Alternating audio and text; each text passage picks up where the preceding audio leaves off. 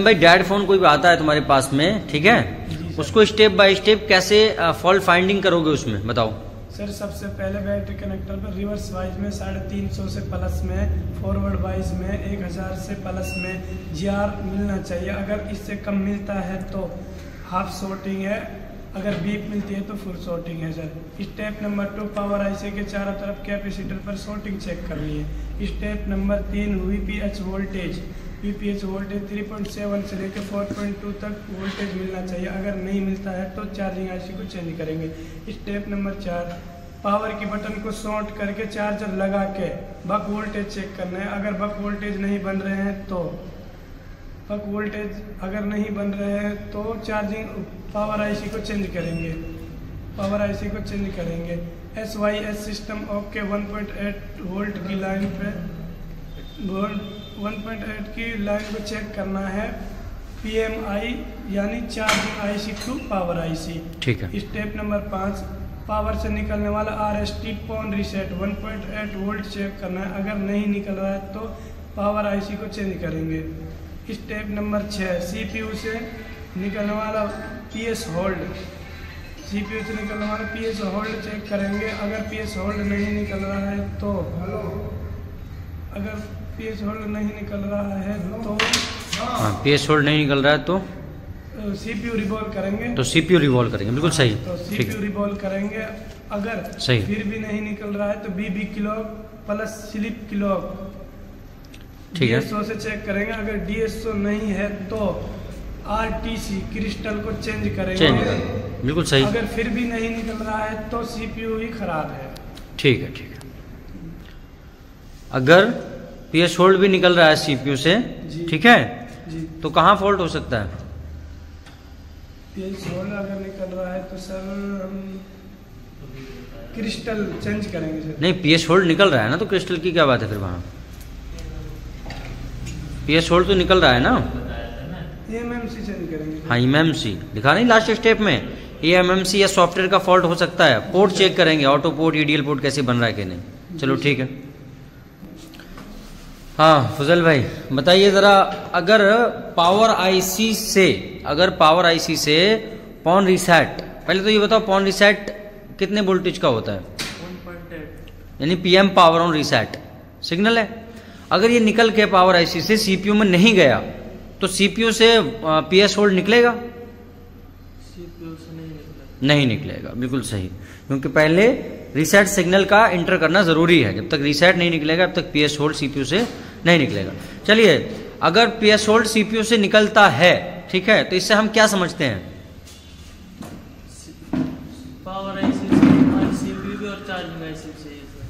Power IC charging IC वगैरह हम सही मानते हैं। तो फिर फॉल्टी कौन है? eMMC से फॉल्ट हो सकता है, सॉफ्टवेयर eMMC से फॉल्ट हो सकता है। बिल्कुल सही। चलिए ठीक है। रिवर्स वाइज और फॉरवर्ड वाइज में कितना GR मिलना चाहिए? रिवर्स वाइज में तो 350 प्लस में और फॉरवर्ड वाइज में 1000 से प्लस।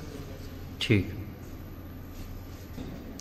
शमशाद भाई बताइए, आपने कोई भी फोन आपके पास है, डेड फोन, आपने DC मशीन से कनेक्ट किया, जैसे ही कनेक्ट किया फौरन ही ऑटो एम्पियर ले रहा है, अपने आप ही एम्पियर ले रहा है, ठीक है। अब वो आपका 400 500 तक भी जा सकता है, मतलब 10 से लेके बीच में कहीं भी जा रहा है। तो इस कंडीशन में आप क्या समझेंगे?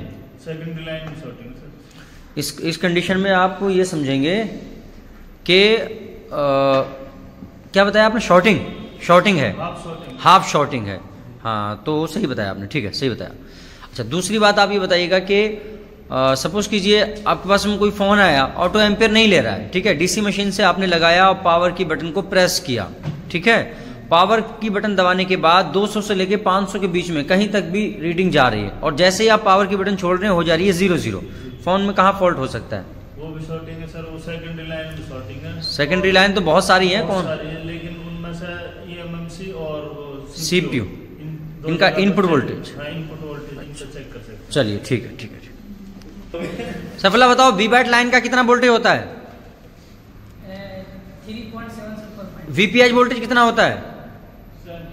3.7 ठीक है। और LDO वोल्टेज? सर 0.9 ठीक है। और आपके बक वोल्टेज? हाँ बता दो वो। फर्स्ट बक वोल्टेज का जो वोल्टेज है 0.7 से हाँ ठीक है, 0.2। कितना है? 0.7 या 0.8 या 0.9। और इनपुट वोल्टेज जो दो रहते हैं पावर में ही आते हैं लौट के, वो पावर में जो लौट के जाते हैं सर, हाँ हाँ हाँ 1.2 और 1.2 2.0। याद करो, ध्यान दो, थोड़ा ध्यान, ठीक है? सही। चलो हजरत आप बताइए जरा, हाफिज साहब बताइए, ठीक है? याद कर लो, याद। हाँ हाफिज साहब बताइए, डैट फोन चैप्टर के कुछ स्टेप बताइए। कोई भी डैट फोन आपके पास में आता है, सपोज कीजिए आप उड़ीसा से है ना, तो उड़ीसा में कोई मोबाइल की आप शॉप करेंगे, जाहिर सी बात है अभी आपकी शॉप नहीं है, अपनी शॉप करेंगे। अब कोई डैट फोन आएगा तो उसको कैसे रिपेयर करेंगे?